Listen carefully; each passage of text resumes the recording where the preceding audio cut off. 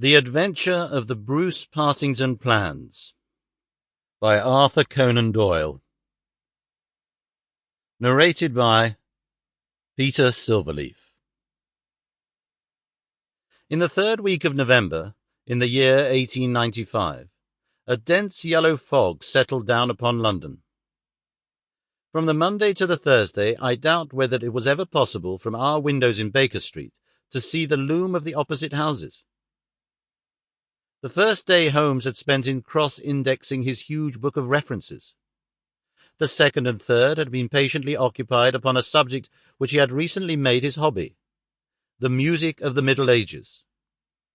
But when, for the fourth time, after pushing back our chairs from breakfast, we saw the greasy, heavy brown swirl still drifting past us and condensing in oily drops upon the window panes, my comrade's impatient and active nature could endure this drab existence no longer.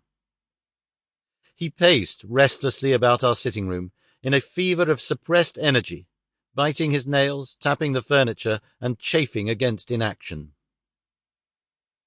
"Nothing of interest in the paper, Watson?" he said. I was aware that by anything of interest, Holmes meant anything of criminal interest.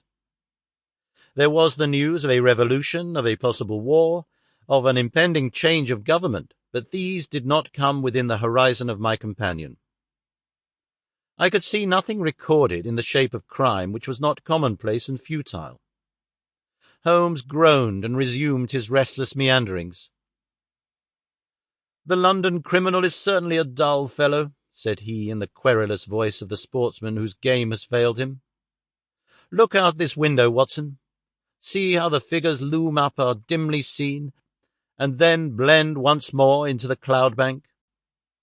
The thief or the murderer could roam London on such a day as the tiger does the jungle, unseen until he pounces, and then evident only to his victim."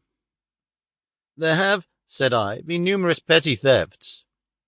Holmes snorted his contempt. "This great and sombre stage is set for something more worthy than that," said he. "It is fortunate for this community that I am not a criminal." "It is indeed," said I heartily. "Suppose that I were Brooks or Woodhouse, or any of the 50 men who have good reason for taking my life, how long could I survive against my own pursuit?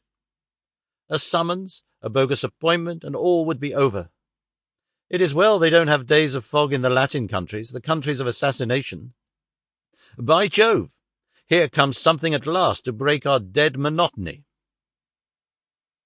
It was the maid with a telegram. Holmes took... Sample complete. Ready to continue?